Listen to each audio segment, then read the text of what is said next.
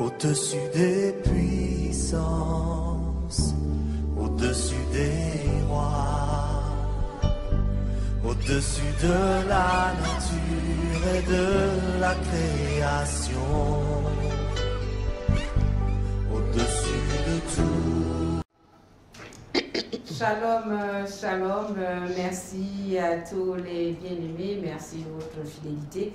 Aujourd'hui, nous poursuivons notre débat sur l'autonomisation de la femme. Avec moi, vous avez reconnu certainement nos invités, les mamans pasteurs, Perrine Makouba et Pomme Marie. Bienvenue à nos invités. Bienvenue. Merci maman. S'il faut revenir sur le thème, nous disions lors de l'émission introductive que l'autonomisation de la femme était une revendication. Une revendication ou un acquis, maman Perrine? Nous pensons que l'autonomisation de la femme est une revendication dès lors que ce sont les femmes elles-mêmes qui prennent conscience de la discrimination dont elles font l'objet et elles décident de se lever pour faire comprendre, faire entendre leur voix, faire comprendre qu'elles ont aussi les mêmes capacités que l'homme et qu'elles peuvent faire ce que les hommes font, elles ont la même intelligence et qu'elles peuvent aussi occuper les emplois, par exemple, que les hommes occupent et être traitées de la même façon. Je crois que c'est une revendication. Et c'est une revendication aussi pour vous, maman, pour vous? Oui, effectivement, c'est une revendication. Une revendication, c'est en quelque sorte réclamer quelque chose que nous avons normalement droit. Par exemple, le droit au vote, parce que à l'éducation, au vote, à l'Assemblée, voilà. à l'élection. À l'élection, parce qu'il y a certains pays où on trouve, où les femmes n'ont pas le droit au vote, par exemple. Hein. Nous avons également le droit à contrôler notre reproduction. Parce que nous savons que, par exemple, dans le foyer, il y a des hommes, par exemple, tous les ans ou bien tous les 6 mois, ils voudraient que tu fasses des enfants. Mais non, tu as le droit de dire non, parce qu'il faut établir un planning familial. Normalement, tous les 2 ans, même la santé, les organismes de santé proposent que tous les 2 ans au moins, tu peux concevoir. Mais vous trouvez dans certains foyers des femmes qui vraiment font des grossesses précoces et successives. Et ça, c'est une... Parce qu'elles n'ont pas la possibilité de s'exprimer. Elles n'ont pas la possibilité de dire non à leur conjoint, à leur mari. Donc, c'est une revendication. Nous disons que ce n'est pas un acquis parce que nous ne sommes pas encore, les femmes ne sont pas encore rentrées dans la totalité de leurs droits. Parce que l'acquisition, c'est quelque chose à la suite des luttes, des combats que nous acquérons. Mais nous voyons que c'est des revendications, c'est des droits que nous avons besoin, mais dont nous réclamons. Nous réclamons. C'est comme un cri de colère. Voilà, c'est comme nous un cri réclamons. De colère. Après un constat. Voilà. Le constat fait sur le terrain. C'est quoi concrètement? Maman Péri, je me tourne vers vous parce que vous êtes responsable d'une ONG. On va dire un cri de colère. Pourquoi un cri de colère? Pourquoi les femmes revendiquent tant cette autonomisation? C'est comme je le disais déjà, les femmes vont prendre conscience que dans les traitements de tous les jours, par exemple, l'accès à l'instruction, à la formation, l'accès à l'occupation de certains emplois, l'accès à... Enfin, certains avantages, les femmes étaient limitées, en fait, elles étaient mises de côté. Elles vont se rendre compte que les hommes sont privilégiés dans plusieurs domaines, et alors qu'elles ont les mêmes capacités que les hommes, elles ont la possibilité d'aller loin dans leurs études, de réfléchir aussi, de produire les mêmes résultats que les hommes. Elles vont se rendre compte qu'elles sont mises de côté, elles sont marginalisées, elles sont discriminées, et elles vont décider de s'élever pour faire entendre leur voix. Dire que non, nous sommes là et n'oublions pas aussi. Voilà, nous existons et n'oublions pas aussi que la femme est presque l'origine de tout. L'homme vient au monde au travers de la femme. Et lorsqu'on voit dans le jardin d'Éden, quand Dieu bénit l'homme n'était pas seul, la femme était là. On se rend compte que l'homme se cherchait jusqu'à ce que la femme arrive. L'homme se rend compte que, ah tiens, cette fois-ci... Il était tout seul, malheureux en plus. Voilà, et lorsque la femme arrive, il se rend compte que vraiment, c'était un waouh, parce qu'il se rend compte que sa vie devait changer, et puis il était devenu fier, confiant, vraiment encouragé, soutenu, disons complet. Donc, on ne peut rien faire de sérieux, même pas le développement de nos économies sans la participation de la femme. Donc, la femme prend conscience qu'elle est mise de côté, elle n'est pas traitée comme l'homme, malgré malgré ses capacités, malgré ses résultats, ses exploits, elle va alors décider de s'élever, de revendiquer, de faire entendre sa voix, faire comprendre que non, moi j'existe aussi, et j'ai le droit d'être bien traité comme l'homme. Mais aujourd'hui, nous constatons que finalement ce combat, c'est le combat des grandes associations, c'est le combat des grandes ONG. Il y a certaines personnes qui ne se sentent pas concernées, normalement qui est acteur de ce concept, qui se lève pour réclamer. Je vais commencer par dire que les acteurs de cette revendication sont d'abord les femmes elles-mêmes. Ce sont les femmes elles-mêmes, elles prennent conscience depuis la nuit des temps même. Déjà depuis les années 1947, aux États-Unis, il y a eu une commission de la condition de la femme. On s'était rendu compte que les femmes ont eu la grâce d'assister à cette commission et elles vont se rendre compte de vraiment cette injustice. Elles vont commencer à réclamer leurs droits. Et nous pensons qu'après, avec le temps, ça s'est étendu. Donc les femmes sont les premiers acteurs, ou bien les actrices, il faut dire. Elles sont les premières personnes à pouvoir s'élever pour revendiquer leurs droits, revendiquer l'égalité des sexes. C'est que nous pouvons dire aujourd'hui l'approche genre. Donc les femmes sont les premières, bon, disons les acteurs, les premiers acteurs. Et nous dirons aussi, il y a aussi les ONG, la société civile, les ONG, les associations qui sont là pour les soutenir, pour faire entendre la voix de la femme. Et il y a aussi les grands organismes comme l'ONU Femmes. L'ONU Femmes qui met en place des programmes. Nous avons aussi, par exemple, à Beijing, à Pékin, en Chine, il y a eu une grande conférence mondiale sur la femme, sur la condition de la femme. Et là-bas, plusieurs décisions ont été prises. Et il y a eu près de 12 objectifs qui ont été arrêtés et qu'aujourd'hui, tous les États du monde sont obligés d'appliquer. Comme chez nous, aujourd'hui, nous voyons que le gouvernement est en train de se débattre pour que la femme sorte de cette discrimination, que la femme sorte de la pauvreté. Mais je crois que tout part de là. Donc les acteurs, c'est d'abord les femmes elles-mêmes, il y a aussi les conventions, les grands organismes qui sont derrière pour soutenir la société civile. D'accord. Donc les femmes elles-mêmes doivent s'exprimer. Oui, doivent se lever. Oui, effectivement, les premières concernées, ce sont les femmes.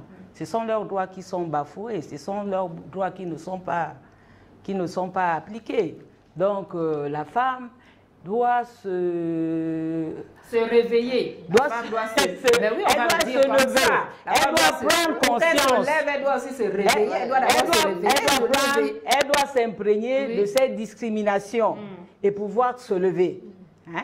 Parce que les femmes, nous ne devons pas être dans le contentement. Nous prenons seulement ce qu'on nous donne. Non, nous sommes, Dieu nous a créés égaux. Des hommes, des femmes, nous avons les mêmes droits. Nous sommes tous des humains. Nous sommes des humains, nous avons les mêmes droits. Même dans le mariage, ce n'est pas parce qu'il y a l'homme et la femme que l'homme doit violenter. Par exemple, quand nous assistons aux violences conjugales ou bien aux violences sexuelles, ce n'est pas parce qu'il est l'homme. Non. Dans un bateau, c'est comme si c'était dans un bateau. Tout le monde ne peut pas gouverner. Il faut quand même qu'il y ait quand même une autorité. Mais cette autorité ne veut pas dire maltraitance, maltraiter l'autre, puisque vous êtes des êtres semblables. Vous avez les mêmes droits. Donc c'est juste... C'est un ordre établi, tout simplement. Un ordre établi. Pour que l'ordre puisse régner. Oui, même au niveau salarial, nous relevons ces discriminations. Hein? À diplôme égal, le salaire ne suit pas. Ce n'est pas normal. La femme doit se lever. Elle doit se faire entendre. Elle commence d'abord par prendre conscience individuellement chez elle. Quand tu pries, nous qui sommes pasteurs, nous prions. Le Seigneur nous révèle des choses. Le Seigneur va te révéler que non. Par exemple, ça là, c'est pas normal. Mais quand c'est pas normal, tu te lèves et tu parles. Mais parce que il y a la liberté d'expression. Il faut que les femmes parlent. Ouais. C'est pas quoi. Nous ne sommes pas des prisonnières. Nous ne sommes pas un sous-peuple. Non, nous sommes des femmes. Et lorsqu'on regarde même, nous sommes au cœur du développement de la société. Donc, les femmes doivent se lever lorsque leurs droits sont bafoués. Se lever, c'est pas pour faire la guerre. Hein. On n'a pas dit que les femmes doivent se lever avec les pancartes. Non, nous sommes dans la douceur. Oui, voilà, on s'exprime, les idées, voilà. On s'exprime. Émettre des idées, pour se prendre en charge, travailler. Et il y a des organismes qui sont là pour nous soutenir. Hein, parce que tout seul, peut-être, tu vas te sentir un peu limité. Mais il y a des organismes qui sont là, comme Maman Perrine vient de nous les énoncer là tout à l'heure. Nous nous rapprochons et puis ensemble, c'est comme même dans la prière. La parole de Dieu dit que la prière d'ensemble a une grande efficacité. Donc quand les femmes se réunissent, vraiment, il y a des choses... Le Seigneur exauce. Le Seigneur exauce. C'est comme si c'était une prière. Mais ensemble, elle est plus forte. Ouais. Oui, Maman Péry, vous voulez ajouter quelque chose? Parce que je voulais savoir, concrètement, vous qui êtes responsable du ONG, de Femmes Championnes, qu'est-ce qui se fait concrètement à Femmes Championnes, pour ne pas dire au sein de votre organisation? Déjà... Quelles sont les actions que vous menez? Déjà, au niveau de l'association Femmes Championnes, vraiment c'est formidable de voir déjà que les femmes que nous recevons viennent déjà avec une certaine volonté. Elles viennent avec une certaine volonté. Et quand elles écoutent le concept Femmes Championnes, elles sont émerveillées. Elles comprennent que donc nous sommes des femmes, parce qu'une femme championne, c'est une femme remarquable. Donc, c'est une femme de distinction. Une femme de distinction. Parmi tant mille, parfois 1000 ou 100, tu es visible. Tu es visible par la qualité de ta vie, ton positionnement, tes œuvres. Donc les autres remarquent que tu n'es pas une femme comme les autres. Donc lorsqu'elles arrivent, elles sont bien émerveillées par le concept femme championne. Elles prennent même conscience qu'il y a quelque chose en elles. Oui, elles prennent conscience, elles sont déjà même attirées par ça. Oui. Voilà. Et nous leur faisons prendre conscience, comme nous le disons déjà, qu'elles ont reçu quelque chose de la part de Dieu. Aucune femme n'est venue sur la terre les mains vides. Toute femme est venue avec quelque chose, soit une idée, une force, une capacité à faire valoir. Donc elles ont un potentiel qu'elles doivent mettre en valeur. Pour eux, c'est prendre en charge elles-mêmes, prendre en charge leur famille et contribuer au développement de leur société. Donc nous encourageons les femmes, nous mettons en place des programmes, parfois nous avons des ateliers de formation. Nous faisons venir des chefs d'entreprise ou des personnes, des experts qui peuvent nous aider avec ce concept de l'autonomisation de la femme ou bien de la création des AGR, les activités génératrices de revenus. Donc nous mettons en place des ateliers de formation, nous formons les femmes, nous les encourageons, nous mettons devant elles toute une gamme d'activités, nous leur présentons une gamme d'activités que les femmes sont capables de faire. Nous avons par exemple, il y en a qui commencent peut-être par des gâteaux, comme je le disais la fois dernière, la vente des gâteaux, des glaces, d'autres peuvent faire du petit commerce, mettre une table devant leur maison, d'autres commencent par la coiffure, il y en a qui ont reçu ces dons de coiffer. Et donc nous les encourageons. Et au sortir de là, souvent, elles demandent qu'est-ce qu'elles doivent, par où commencer. Et souvent, elles posent le problème des finances. Et nous avons mis en place une organisation, si nous n'avons pas des grands moyens, mais avec nos cotisations. Donc, Maman Péry, on parlera des moyens tout à l'heure. Je vais un peu me tourner aussi du côté de Maman Pomme. Est-ce que c'est une affaire seulement d'association, Madame Pomme? Est-ce qu'une femme seule ne peut pas, dans son coin aussi, répondre favorablement à ce cri?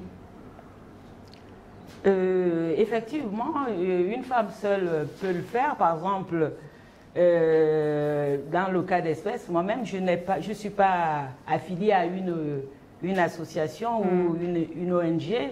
Je fais des gâteaux, on les appelle les gâteaux, les beignets soufflés. Ah, d'accord. Des beignets soufflés que je fais. Oui. Mais le problème, c'est que il faut vraiment être disponible et vraiment être entreprenante, être vraiment dégourdie. Parce que je travaille, mais cela ne m'empêche pas que tous les matins, je me lève à 4 h du matin et je fais ces gâteaux que je vends à mon lieu de travail. Vraiment, c'est quelque chose de... C'est quand même prenant, je veux dire, c'est prenant, parce que si vous vous levez à 4 heures du matin pour le faire, il faut avoir beaucoup de courage. À mon travail, normalement, je dois être à 7h30. Mais je fais tout pour me lever à 4 heures du matin.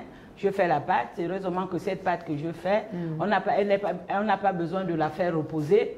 Aussitôt fait, aussitôt tu commences à faire les gâteaux. Donc, j'ai également mes enfants qui m'aident à les mettre dans les sachets, sachets de 100 francs, sachets de 200, que je vends à mon lieu de travail. Est-ce que ça vous rapporte quelque chose? Est-ce que vous gagnez quelque chose en retour? Je veux dire, est-ce que ça marche? Voilà, comme on le dit vulgairement, est-ce que ça marche? Normalement, ça marche très bien. Parce que quelquefois, je commence le travail à 7h30. Au bout à 10h, 10h30, il n'y a plus rien. Et toute la journée, comme ça, jusqu'à 15h30, c'est des gens qui défilent pour demander. Donc là, je suis en train de voir dans quelle possibilité je peux augmenter le stock. Parce que ça marche vraiment bien. Et c'est cet argent qui me permet de payer les taxis des enfants qui sont scolarisés et tout et tout. Et pourtant, j'ai quand même un petit travail, mais comme... c'est insuffisant. Donc, avec cette activité de baigner, donc j'arrive À joindre les deux bouts. À joindre les deux bouts. À joindre les deux bouts, oui. Comme disait Maman Perrine, Dieu n'envoie personne sur terre les mains vides. Les mains vides. C'est pour cela que ce plateau nous permet d'édifier les femmes à se lever. Parce que lorsque nous sommes attachés à Dieu, Dieu te révèle ce qu'il a mis entre tes mains et comment tu peux l'exploiter. Comment tu peux l'exploiter? Il y a même des activités génératrices de revenus qu'on commence vraiment sans capital. Hein? Sans capital. Parce que j'ai vu une voisine qui avait, par exemple, qui faisait de l'huile de maningou, l'huile des noix de palme. Des amandes. Oui. Qu'est-ce qu'elle faisait? Lorsqu'elle sillonnait, elle marchait, lorsqu'elle voyait un palmier, parce que quelquefois ça pourrit et ça tombe. Donc elle ramassait les noix autour des palmiers. Elle faisait les quartiers, elle ramassait. Et elle allait, faisait son feu de bois. Vous savez, le bois, on peut ramasser le bois n'importe où. Tu fais le feu et puis tu extrais ton huile que tu vends. Là, tu n'as pas besoin de capital, de machin, non. Il faut seulement l'engouement, il faut la volonté. Il faudrait que le Saint-Esprit te révèle ce que tu peux faire dans la prière. Oui, maman Perrine, avec vos femmes, il y a aussi des cas d'échec, il y a des cas... Comment ça marche avec les mamans qui sont autour de vous? Bon, celles qui sont courageuses, plus courageuses, hein, souvent elles avancent, hein, comme disait Maman Pomme, elles se battent elles-mêmes à trouver leurs moyens. Parfois, elles ont, en tout cas, elles font des petites économies pour commencer des activités, des activités génératrices de revenus, parce que généralement, c'est des femmes chefs de famille. Donc, elles se battent lorsqu'elles voient que la charge est lourde, elles voient comment ce qu'elles peuvent faire pour commencer un commerce. Mais d'autres aussi qui sont moins courageuses, hein, nous rencontrons aussi des femmes paresseuses qui ne veulent rien faire. Ça aussi, c'est vraiment une réalité, parce que parmi les femmes, il y a celles qui ne veulent rien faire. Elles croisent les bras, elles attendent tout du mari. Or, les temps que nous vivons ne nous permettent plus de croiser les bras et de tout attendre de l'homme. Nous avons tous reçu, comme je le disais déjà, toutes, disons, puisque nous parlons des femmes, nous avons toutes reçu un potentiel ou bien une idée qu'on peut faire valoir. Même si on n'a pas d'idée, lorsqu'on fréquente les autres, on va dans des endroits comme les associations, on voit les autres faire, on écoute les autres et on peut avoir des idées. Ou bien, souvent on est confronté, c'est surtout aux difficultés, celles qui ne veulent rien faire, celles qui sont paresseuses de nature, qui attendent tout de l'homme. Mais certaines sont très courageuses. Même lorsque vous ne leur donnez pas de moyens, elles savent se débrouiller, comme disait maman, voir comment organiser son capital, préparer son capital pour lancer une activité. Et vraiment, c'est formidable de travailler avec ces femmes courageuses. Mais d'autres sont vraiment paresseuses et nous, vraiment, nous encourageons celles-là qui pensent que pour commencer, il faut peut-être grand chose, il faut beaucoup d'argent. Je pense qu'on peut commencer aujourd'hui avec même 1000 francs. 1000 francs, 5000 francs, on peut commencer une activité. C'est d'abord l'idée. C'est d'abord avoir l'idée. Oui, c'est d'abord avoir l'idée. Est-ce que vous avez, vous, dans votre organisation, Maman Perrine, vous avez souvent des soutiens extérieurs? Est-ce qu'il vous arrive de solliciter de l'aide? Comment ça se passe? Bon, nous avons dans le passé sollicité de l'aide puisqu'on a invité des associations à prendre part à des réunions, à des séances de travail où on se faisait enregistrer puis on faisait connaître nos besoins. Mais nous avons plus eu des promesses qui n'ont pas été vraiment... Qui n'ont pas porté. Voilà, qui n'ont pas porté de fruits. Donc, nous organisons nous-mêmes, les femmes. Les femmes, nous avons mis en place un système d'organisation, de cotisation. C'est plus nos cotisations qui font fonctionner nos activités. Donc, nous cotisons beaucoup. Il fut un temps que pendant un mois, en l'espace d'un mois, les femmes pouvaient donner 1 million. Et puis on pouvait repartir ça entre certaines femmes qui avaient la bonne volonté de faire quelque chose. Je me souviens, il y a peut-être 2 ou 3 années, nous avons pu rassembler près d'1 million en un seul mois. Et nous avons donné des enveloppes à celles qui voulaient faire quelque chose. Et certaines ont reçu les 120 000, d'autres les 50 000 pour commencer le manioc. Il y a une qui a ouvert un atelier de couture, d'autres ont fait le manioc, d'autres ont lancé des petites activités de vente des habits. Il y a une qui a ouvert aussi une épicerie. Bon, c'était un box repas. qui s'est agrandi avec le temps.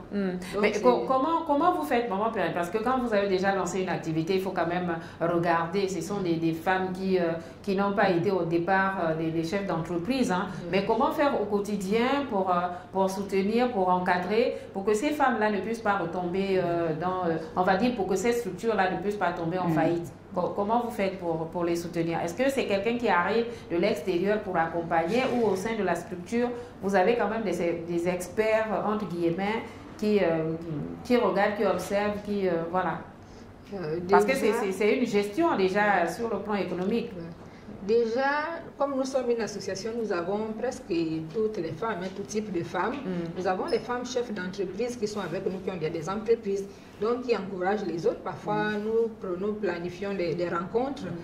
Comme je disais, il y a des ateliers de formation. Parfois, on peut décider du thème de la formation. On peut décider, par exemple, comment évaluer son projet. Et souvent, nous faisons des rencontres comme ça où on enseigne les femmes, par exemple, comment évaluer son projet. Et certaines femmes, parfois, rencontrent des difficultés dans ce sens qu'elles confondent souvent l'argent du commerce à leur argent personnel.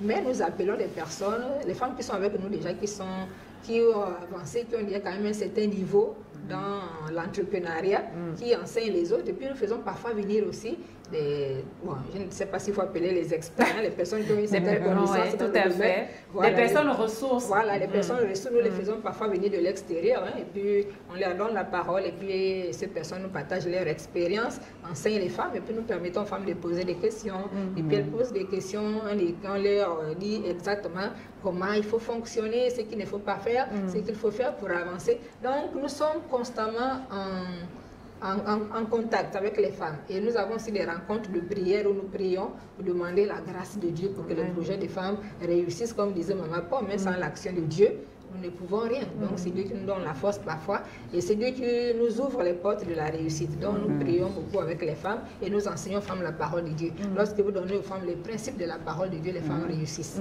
Forcément, les femmes réussissent. D'accord. Maman Paul, est-ce que comme vous êtes seule avec votre structure, certainement votre entreprise, voilà, est-ce que vous êtes confrontée aussi à certaines difficultés? Est-ce qu'il y a quel est le conseil que vous pouvez donner à ces femmes-là qui sont seules, isolées, qui peuvent entreprendre? S'il y a des obstacles, s'il y a des difficultés, essayez un peu de nous les étaler. Au moins, nous, voilà, on pourra peut-être les éviter si jamais nous y allons. Ou bien les écueils à éviter aussi. Oui, je voudrais d'abord relever une chose. Oui. Il faut dire que la prospérité dans ces activités génératrice de revenus n'est pas allouée aux femmes paresseuses. C'est que la paresse est l'ennemi de la prospérité. Il faut pas vraiment, il faut être des femmes dynamiques. Il faut être des femmes de distinction. Il faut être des femmes de valeur pour se réveiller tôt le matin et cibler ce qu'on doit faire, pour essayer d'apporter un plus dans la maison. Pour que dans ta maison, il ne manque de rien. Donc, moi, qu'est-ce que je fais? Effectivement, la demande est grande. La demande est grande parce que ces gâteaux nécessitent quand même beaucoup. Je suis en train de vouloir commander un appareil qui pond les boules. Parce que là, il faut prendre la pâte avec une petite cuillère, vraiment mettre dans de l'huile, c'est vraiment compliqué. Alors que si j'ai une pondeuse électrique, quand tu fais comme ça, au moins, je ne sais pas, une centaine ou bien une cinquantaine de boules peuvent sortir au même moment dans l'huile. Donc, je suis en train de mener un peu des recherches là, voir dans quel pays je peux avoir cet appareil. Et pour l'instant, je ne peux pas embaucher. Hein, je ne peux pas prendre... donc, qu'est-ce que je fais? Le Seigneur m'a fait grâce d'avoir... des enfants, des petits-enfants. Déjà, ma petite fille, elle attache déjà. Ceux qui sont un peu plus grands, ils mettent dans les sachets. Et quelquefois, il y a même un plus grand encore qui vient enlever ceux qui sont déjà cuits au feu. Donc, c'est une chaîne. Et qui livre aussi. Il y a un aussi qui peut livrer oui, dans le quartier. Il y a plusieurs qui livrent. Il y a plusieurs qui livrent. C'est vos employés. Les employés maison. Les employés maison. Voilà. Donc, j'ai mon fils l'avant-dernier. Actuellement, comme le confinement, ils n'ont pas encore repris, il travaille dans un chantier à Kanda. Donc, dans les chantiers, il y a du monde également. Et il y a de la commande. Parce que ces gâteaux-là, en tout cas, c'est la main de Dieu. Mes collègues me disent souvent que non, ça, c'est la touche divine. Parce que chaque fois que quelqu'un goûte ce gâteau, vraiment, il ne peut plus s'en passer. Et quand mes collègues prennent pour amener chez eux à la maison, mais ils ne respirent plus avec les enfants. Donc, le champ s'élargit. Le champ s'élargit. Donc, c'est comme ça que je fais. La seule difficulté, c'est que la demande est vraiment forte et je n'ai pas le matériel nécessaire pour pouvoir... Mais vous avez déjà l'idée d'agrandir. C'est déjà ça. Il y a beaucoup de courage, beaucoup de volonté d'aller de l'avant. Maman Perret, quel est le conseil que vous pouvez donner à ces femmes qui sont encore réticentes? Je sais qu'à Femmes Championnes, toutes n'ont pas pris le train. Il y en a qui traînent encore des pas. Quel est le message que vous pouvez lancer aujourd'hui à l'endroit de ces femmes qui hésitent? Bon, ce que je peux dire déjà en tant que première responsable de cette association, vraiment nous avons de grands témoignages des femmes qui sont arrivées, qui n'avaient pas d'idée, qui ne savaient pas par où commencer, qui ne savaient pas... en fait, qui n'avaient même pas le courage de vouloir commencer quelque chose. Mais par des enseignements, des encouragements, lorsqu'elles ont vu les autres faire, elles ont eu vraiment le désir de commencer et elles ont commencé. Aujourd'hui, elles ont beaucoup avancé. Il faut avoir du courage. Vraiment, il faut avoir du courage, il faut avoir la volonté. Et ne regardez pas d'abord l'argent, les moyens. Souvent, on est buté par cette affaire de moyens. Mais avoir déjà l'idée, il faut avoir déjà l'idée. Et puis, commencer avec le peu que vous avez dans votre maison. Maintenant, si vous ne savez pas comment commencer ou bien quoi faire, rapprochez-vous des autres. Par exemple, nous, à Femmes Championnes, vraiment c'est ouvert à toutes les femmes. Nous recevons toutes les personnes qui ont la bonne volonté de faire quelque chose.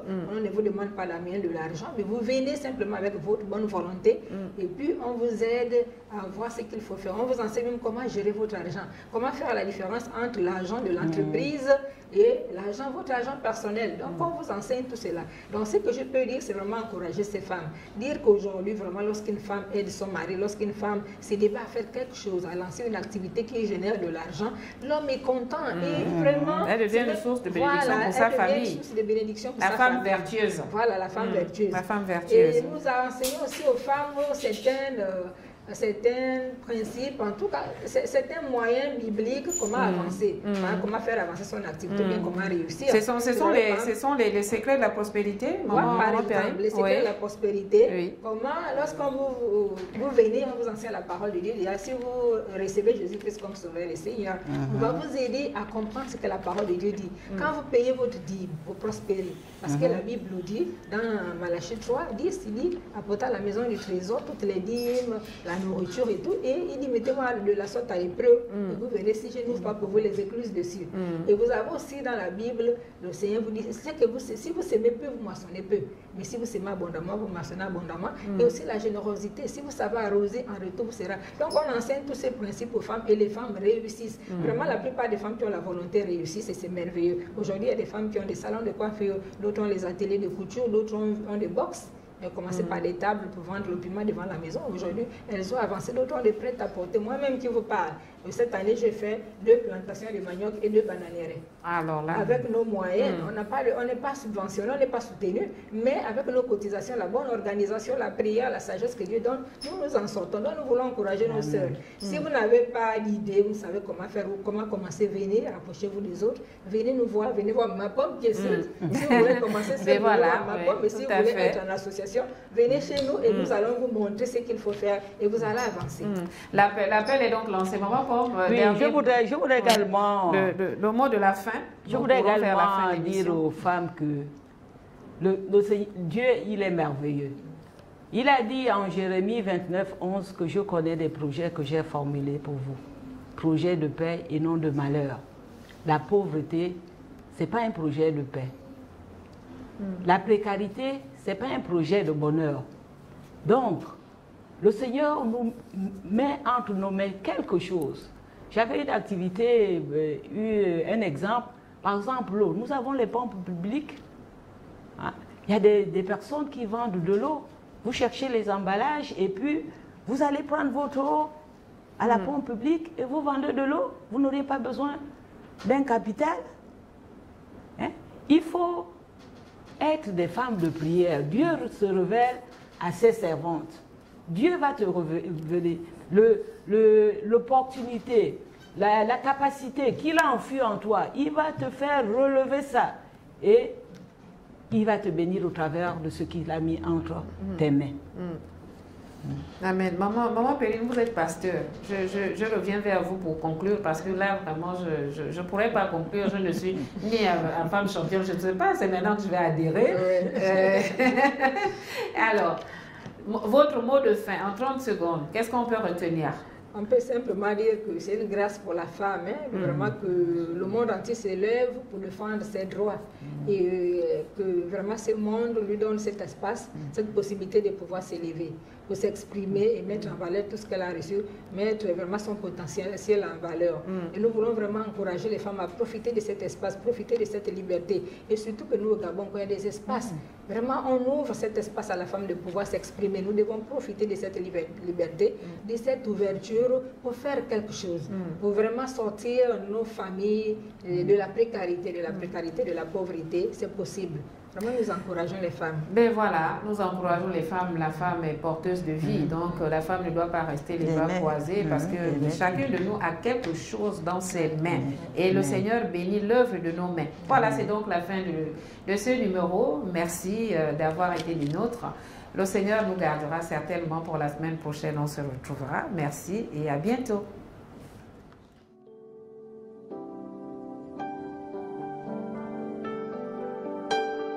Au-dessus des puissances,